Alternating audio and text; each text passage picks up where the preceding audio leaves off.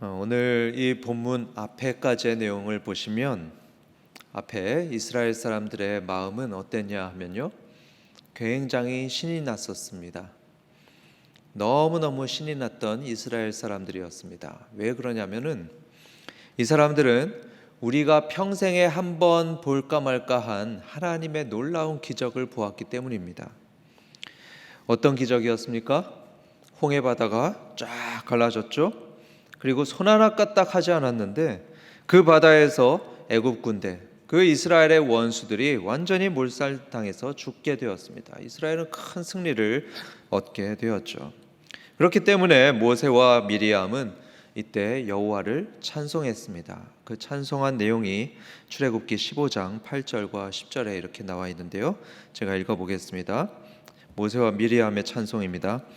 주의 콧김에 물이 쌓이되 파도가 언덕같이 일어서고 큰 물이 바다 가운데 엉기니이다. 주께서 바람을 일으키심에 바다가 그들을 덮으니 그들이 거센 물에 납같이 잠겼나이다. 이들 이스라엘 백성들은 아주 의기양양하고 또 사기가 충천했습니다.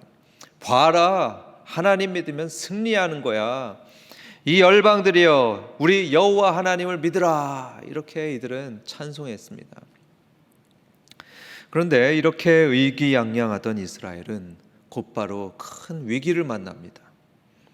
22절 보시면 이런 얘기가 있습니다. 모세가 홍해에서 이스라엘을 인도하며 그들이 나와서 수르 광야로 들어가서 거기서 사흘 길을 걸었으나 물을 얻지 못하고, 이들은 물을 전혀 마실 수 없는 그런 큰 위기를 만나게 되었습니다.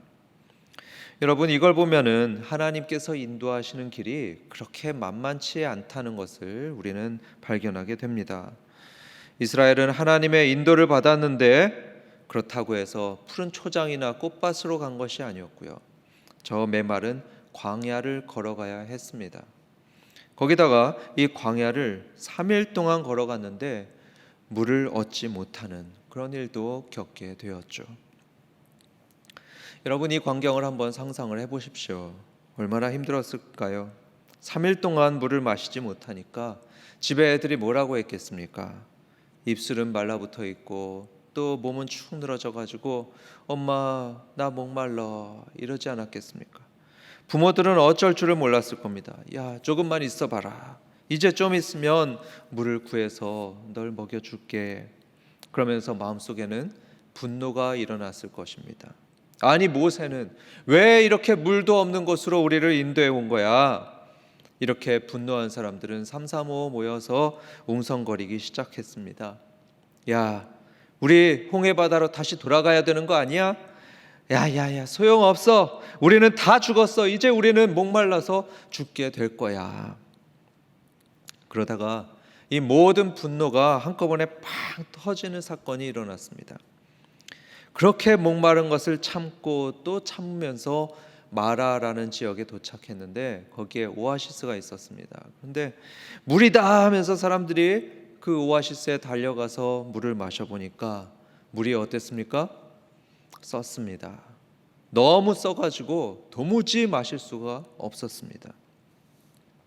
성경 사전을 보면 이 오아시스가 비르마라 이렇게 불렸습니다. 비르마라라고 불렸는데요, 이 물속에는 광물질이 많았다고 합니다. 또 소금기가 많아가지고 사람들은 도무지 마실 수가 없었던 물이다, 이렇게 설명되어 있습니다.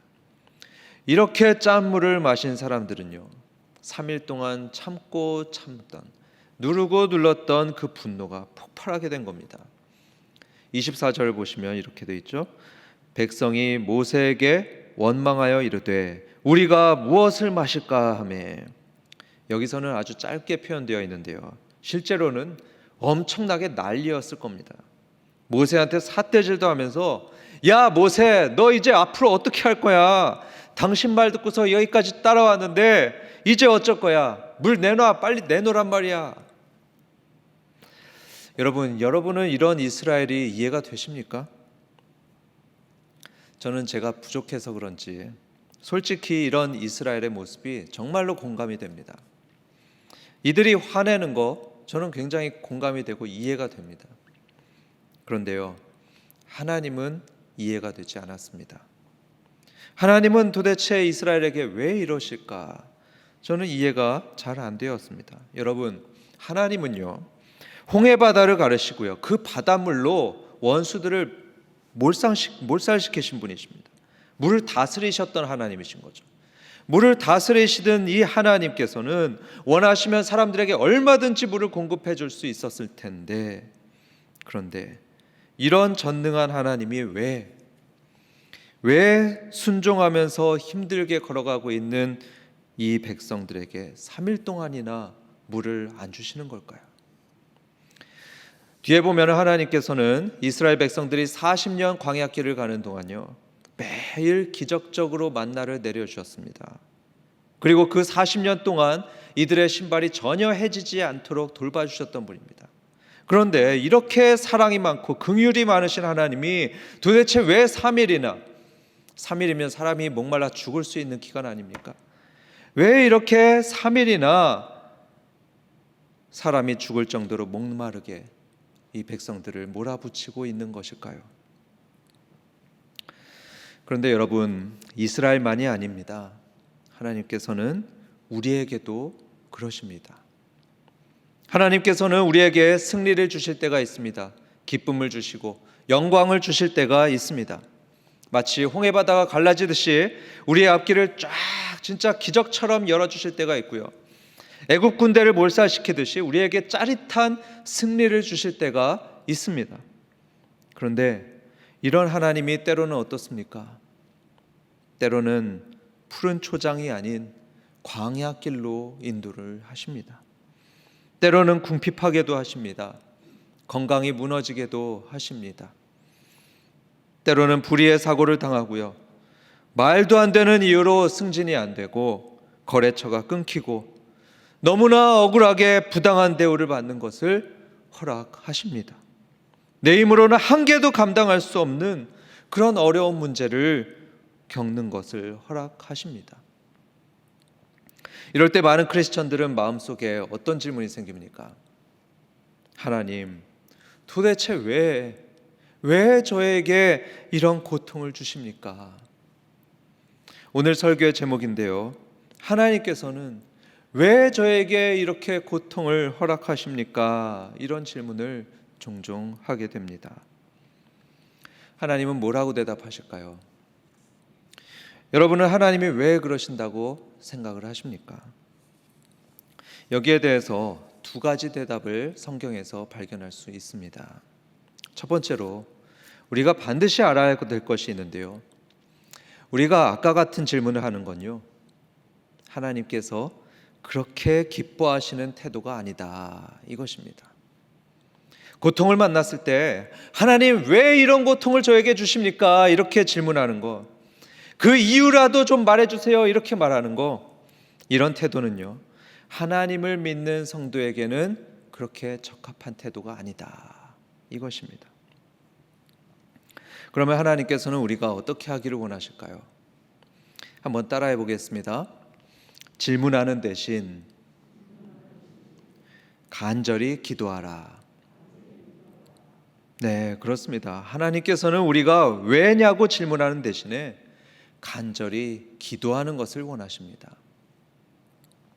우리가 출애굽기를 보면서 발견하게 되는 아주 중요한 게 있는데요, 그건 뭐냐면 하나님께 왜 이러십니까? 도대체 우리에게 왜 이러십니까? 이렇게 질문했던 것은 언제나 완악한 백성들이 했던 질문이라는 것입니다. 그런 질문은 하나님을 신뢰하지 못했던 완악한 사람들이 했던 질문이었습니다.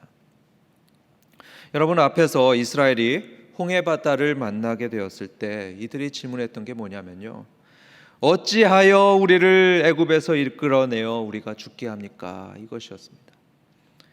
또 이 본문 뒤에 있던 출애굽기 17장 르비딤이라는 곳에서 이들이 했던 질문도 똑같습니다. 어찌하여 왜 우리를 애굽에서 인도해내서 우리와 우리 자녀가 목마르게 합니까? 민수기에서도 그대로 반복됩니다. 어찌하여 우리를 애굽에서 인도해내어 이 광야에서 죽게 하는가? 어찌하여 하나님은 우리를 이 땅으로 인도해서 칼에 쓰러지게 하려 하는가? 하나님께 불신을 보였던 사람들은 계속해서 왜 우리에게 이런 고통을 주십니까? 이렇게 질문을 했습니다. 그런데 성도 여러분, 오늘 이 성경 본문에서는요, 그런 질문에 대해서는 관심이 없습니다. 왜 하나님은 이런 고통스러운 상황을 허락하십니까? 이 질문에 대한 대답에는 관심이 없습니다. 대신 어디에 관심이 있냐?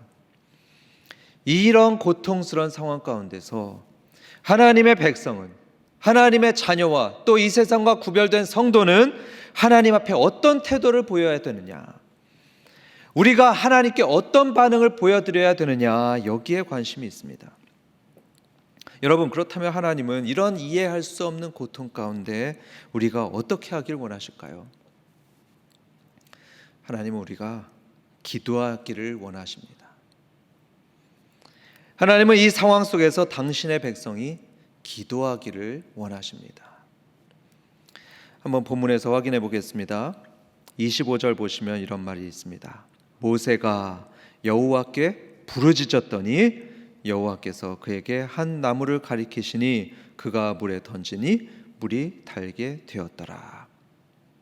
백성들이 모세에게 물을 내놓으시오 이렇게 원망하고 불평하니까 모세는 어떻게 했습니까? 모세는 부르짖었습니다.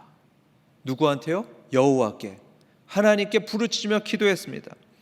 문제를 만났던 이 모세의 반응은요, 하나님께 부르짖었던 것이었습니다. 그리고 그렇게 부르짖어서 기도하니까 어떻게 됐습니까? 하나님께서 그 기도를 기뻐하셨죠. 그래서 하나님은 해결책을 주셨습니다. 그래서 그 주신 해결책대로 그대로 하니까 쓴물이 단물로 바뀌었습니다. 그리고 그 물을 백성들은 마음껏 마시게 되었죠. 여러분, 너무 간단하지 않습니까? 모세가요, 뭔가 대단한 걸 고민하고 생각해내가지고 이 문제를 해결해낸 것이 아니었습니다.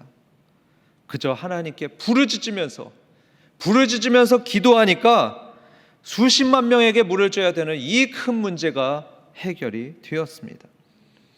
여러분, 이거는 소금물을 담수로 만드는 것이라서 지금 우리가 봐도 정말 어려운 문제였는데요, 이걸 두고서 기도하니까 너무나 간단하게 해결이 되었습니다. 그래서 성도 여러분, 전후좌우가 꽉 막혀 있는 이 벼랑 끝에 가는 그런 상황에 도달했을 때 하나님을 정말로 경외하는 성도는요, 하나님 왜 이러십니까? 이렇게 질문하는 게 아닙니다. 이유를 묻는 것이 아닙니다. 대신 기도하는 것입니다. 하나님도 그걸 원하십니다. 그런데 문제는 뭡니까? 우리가 기도를 잘 안 한다는 겁니다. 이런 큰 문제를 만났을 때 기도를 잘 하지 않는다는 것, 그게 우리의 문제입니다. 아마 여기 기도에 오신 성도님들은 많이 기도하실 겁니다. 그래서 여러분들에게 해당이 안 될 수도 있는데요, 그런데 많은 성도들은요, 문제가 닥쳤을 때 그렇게 기도를 많이 안 합니다. 오늘 본문에 이스라엘도 그러했습니다. 이스라엘 백성들은요, 사흘 동안이나 목이 말랐는데 하나님께 기도했을까요? 하지 않았습니다. 사흘 동안이나 목마른데요, 하나님께 하나도 기도하지 않았습니다. 어쩌면 하나님은 기다리셨을 겁니다. 얘들이 언제 나한테 물을 달라고 기도하나 보자. 그런데 하루가 가고요, 이틀이 가고 사흘 동안 목말라 있는데도요, 사람들은 기도하지 않았습니다. 또 물을 발견했는데 그 물이 써가지고 마시지 못할 때에도, 그때도 사람들은 하나님께 기도하지 않았습니다. 여러분, 이 사람들은요, 전에 하나님께서 나일강을 핏물로 바꾸는 그런 놀라운 기적을 생생하게 체험했던 사람들이었습니다. 그 놀라운 기적을 자기 눈으로 똑똑히 보고 체험했던 사람들이었는데 쓴물을 단물로 바꿔달라는 이 기도를 할 줄 몰랐습니다. 하지 않았습니다. 기적에 대한 기대가 전혀 없었던 것입니다. 뒤에 사건들도 보면 이스라엘 백성들은 기도를 잘 하지 않는 것을 보게 됩니다. 바로 뒤에 있는 16장에서도 이스라엘 사람들은 먹을 것이 없어서 배고플 때에도 그때도 모세와 아론에게 원망할 줄만 알았습니다. 원망만 하지 불평만 하지 하나님께는 기도하지 않았습니다. 여기에 비해서 모세는 어떻게 하죠? 모세는 문제가 발생할 때마다 지체 없이 바로바로 하나님께 기도했습니다. 그것도 25절을 보면 어떻게 기도하냐면요, 부르짖어서 기도했다 합니다. 부르짖어. 어쩌면 우리처럼 주여 하면서 기도했는지도 모릅니다. 주여, 백성들이 목마릅니다. 물을 주시옵소서. 주여, 이 쓴 물을 단물로 바꿔 주시옵소서. 이렇게 모세가 부르짖으면서 기도하니 하나님은 응답하셨습니다. 마치 기다렸다는 듯이 하나님은 지체 없이 응답하셨습니다. 성도 여러분, 문제가 생기면 바로 기도하시기 바랍니다. 누구 원망하지도 마시고 혼자서만 끙끙대지 마시고요, 해볼 거 다 해보다가 나중에 가서 기도하시지 마시고 문제가 생길 때 바로 교회에 가서 또 골방으로 가서 기도하시기 바랍니다. 스펄전 목사는 말하기를 기도는 독수리보다 빠르고요, 사자보다도 더 힘이 강하다고 얘기했습니다. 특히 모세처럼 부르짖으면서 기도하는 성도님들 되시기 바랍니다. 누가복음 18장 7절에 보면 이런 말씀이 있죠. 하나님께서 그 밤낮 부르짖는 택하신 자들의 원한을 풀어주지 아니하시겠느냐, 그들에게 오래 참으시겠느냐. 부르짖는 그 간절한 기도에 대해서 하나님은 속히 응답하시겠다는 말씀입니다. 대천덕 신부의 조부이자 또 기도의 사람이던 토레이는 이런 말씀을 했습니다. 오늘날 많은 기도들의 응답이 없는 이유가요, 우리 기도에 마음이 없기 때문이라고 합니다. 마음이 담기지 않은 기도가 너무나 많다. 그래서 능력이 없다. 이렇게 말씀합니다. 기도에 마음을 담아야 합니다. 형식적으로 기도하면 안 되죠. 마음을 담아야 합니다. 간절한 마음으로 부르짖으면서 눈물로 기도하고요, 때로는 곡기를 끊는 금식 기도도 하는 그런 기도에 바로 특별한 능력이 있다. 많은 기도의 사람들은 그렇게 말을 합니다. 성도 여러분, 문제가 생길 때요, 마음을 담아서 간절히 기도하시기 바랍니다. 아멘이십니까? 네. 간절함이 별로 안 보이는 것 같은데요. 하나님은 왜 우리를 사랑한다면서 때로는 견디기 힘든 고통스러운 일을 당하게 하실까? 이 질문에 대한 첫 번째 대답은요, 그 질문 자체가 그렇게 좋은 질문이 아니다. 하나님은 우리가 그렇게 질문하는 대신에 간절히 기도하길 원하신다. 이런 말씀을 들었습니다. 두 번째로, 이제 정말로 하나님이 우리에게 때로 큰 고통을 허락하시는 이유가 나오는데요, 그게 뭐냐면 우리가 우리 힘이 아닌 하나님의 말씀으로 산다는 것을 알게 하시기 위해서입니다. 우리 힘이 아니라 하나님의 말씀으로 산다는 것을 알게 하기 위해서다. 신명기서 8장 2절부터 3절을 읽겠습니다. 오늘 이 마라의 본문을 두고서 하시는 말씀인데요, 내 하나님 여호와께서 이 40년 동안에 내게 광야길을 걷게 하신 것을 기억하라. 이는 너를 낮추시며 너를 시험하사 내 마음이 어떠한지 그 명령을 지키는지 지키지 않는지 알려 하심이라. 너를 낮추시며 너를 줄이게 하시며 또 너도 알지 못하며 내 조상들도 알지 못하던 만나를 내게 먹이신 것은 사람이 떡으로만 사는 것이 아니요 여호와의 입에서 나오는 모든 말씀으로 사는 줄을 네가 알게 하려 하심이니라. 이 말씀을 보면요, 하나님은 왜 사랑하는 백성들이 그 메마르고 거친 광야길을 걷게 하실까? 그리고 또 하나님은 왜 사랑하는 백성들이 때로는 굶주리게 하시고 목마르게 하실까? 여기에 대해서 하나님은 이렇게 대답하시는 겁니다. 너희를 낮추기 위해서다. 너희 마음을 낮추고 더 낮추고 사람이 떡으로만 사는 것이 아니고 하나님의 말씀으로 산다는 것을 알게 하기 위해서다. 여러분, 겸손한 사람이 조언을 구하는 법이죠. 교만한 사람이 남의 말을 듣는 거 보셨습니까? 잘 안 듣죠. 조언도 잘 구하지 않습니다. 반대로 겸손한 사람이요, 다른 사람들의 말을 잘 경청하고요, 조언을 듣곤 합니다. 이런 사람이 또 잘 되고 형통하게 돼 있죠. 마찬가지입니다. 겸손한 사람은요, 하나님 앞에 겸손한 사람은 하나님의 말씀을 들으려고 합니다. 하나님의 조언을 구합니다.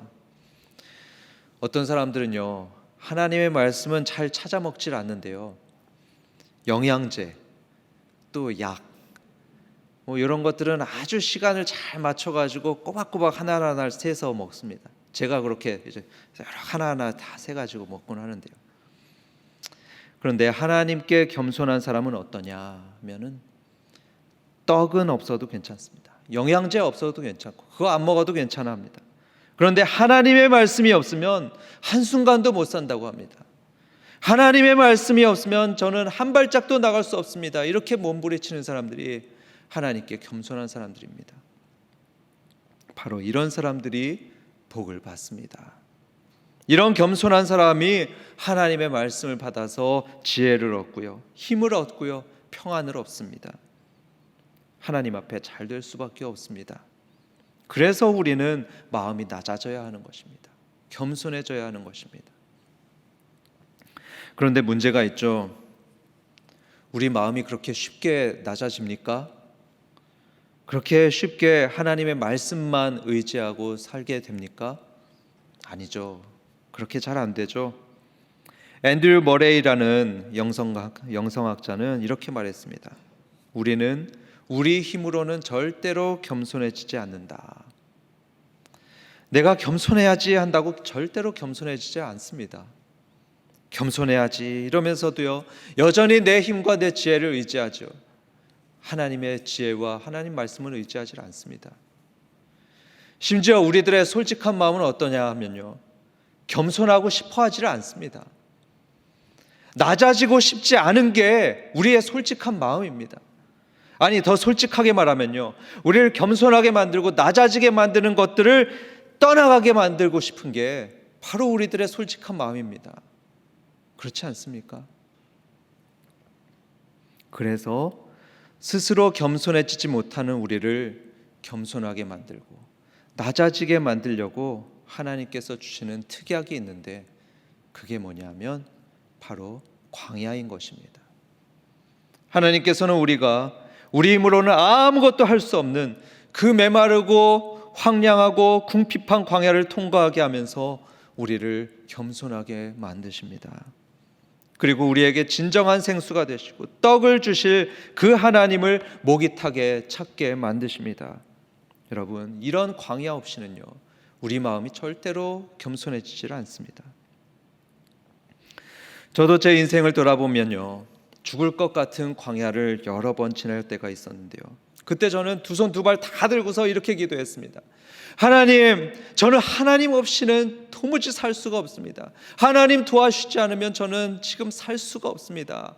주님, 저에게 말씀을 좀 주십시오. 정말로 아무것도 할 수 없고 죽을 것 같으니까 이렇게 기도하게 되더라고요. 성경에서 이렇게 하나님의 말씀만 의지하면서 살았던 대표적인 사람이 있었는데요, 그게 누굴까요? 그게 바로 오늘 이 모세입니다. 모세는 40년 동안을 광야에서 목동으로 지냈고요, 또 40년 동안을 광야에서 지도자로 살았던 사람입니다. 그야말로 광야의 사람 모세였던 것이죠. 그러면서 철저하게 자신의 무능력을 체험했고 자신의 무기력을 깨달았던 사람이었습니다. 그래서 모세는 항상 겸손하게, 너무나 겸손하게 하나님의 말씀만 의지하며 살았습니다. 오늘 본문에서도 모세는 물을 전혀 구할 수 없었던 이 절체절명의 위기 앞에서, 이 문제 앞에서 이유를 묻지 않고요, 하나님의 말씀만 구했습니다. 어떻게 해야 될지 하나님 말씀해 달라고 기도했습니다. 그러자 하나님께서 어떻게 하셨죠? 말씀을 주셨죠. 25절에서 말하기를 저기 물가에 있는 나뭇가지를 물에 던져라. 하나님 말씀하셨습니다. 별 설명도 없습니다. 물가에 나뭇가지를 물에 던져라. 하나님 말씀하셨죠. 여러분, 지금 백성들은요, 목마르다고 아우성이었습니다. 물이 쓰다고 난리였습니다. 그런데 겨우 방법이라고 주신 게 뭐냐 하면 저 흔한 나뭇가지를 물에 던지라고 하는 것이었습니다. 그래도 모세는 자기 생각을 다 내려놓고요. 여러분, 이게 중요하죠. 자기 생각을 다 내려놓고요. 하나님 말씀에 순종했습니다. 순종해서 하나님이 가르치신 그 나뭇가지를 물에 던지니, 그러니 어떻게 되었죠?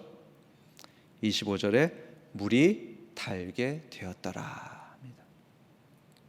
여러분, 하나님이 하라는 대로 나뭇가지를 물에 넣으니까요, 그게 담수로 변해서 이 한민족이 물을 구해야 되는 이 엄청난 문제가 아주 간단하게 해결이 되었습니다.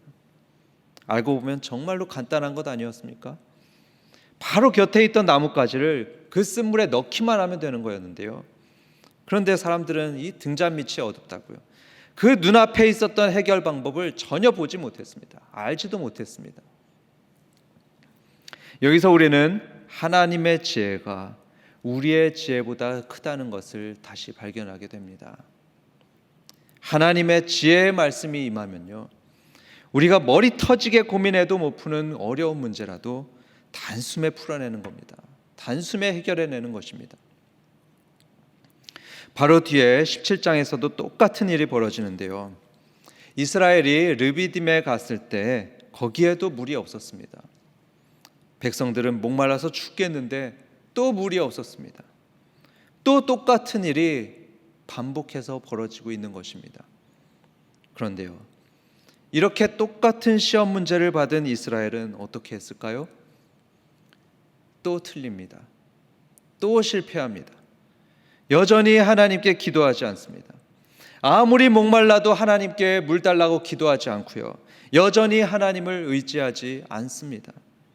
대신 어떻게 합니까? 또 모세를 원망합니다. 불평합니다. 그리고 자기가 물을 찾겠다고 막 찾아 나섭니다. 수맥을 발견하겠다고 막 뛰어다니면서 먼저 물을 마시겠다고 여기저기 찾아다니는 모습입니다. 그런데 이들은 찾습니까?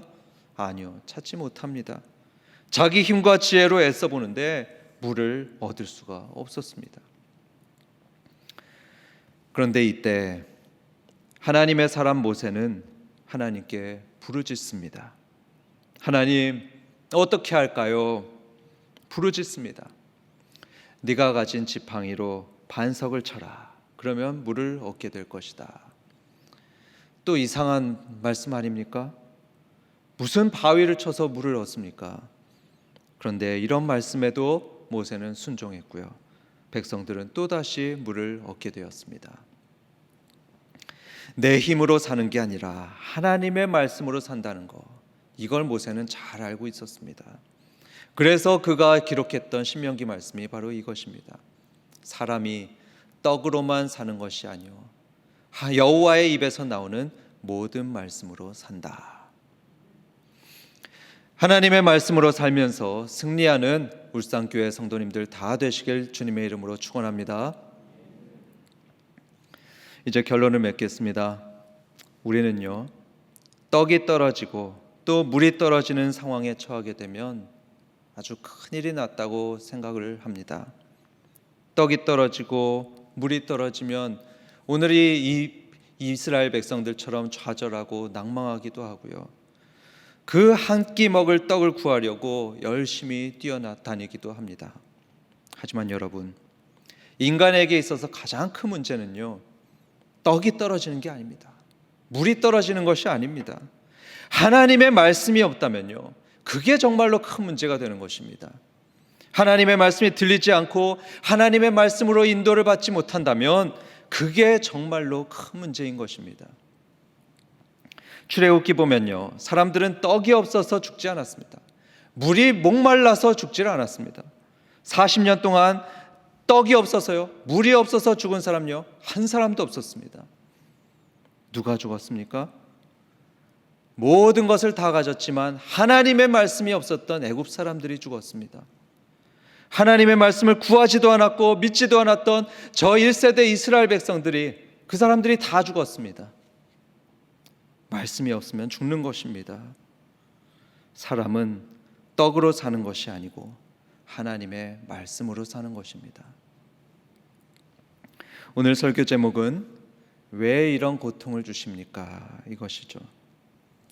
누구나 큰 고통을 당할 때면 이런 질문이 들곤 하는데요, 바로 그때 간절히 기도하시기 바랍니다. 그리고 우리를 인도해 주실 그 생명의 말씀을 구하시기 바랍니다. 예수님처럼 육신의 떡을 구하는 것이 아니고 하나님의 말씀을 간절히 구하고 의지하는 우리 울산교회 되기를 주님의 이름으로 축원합니다.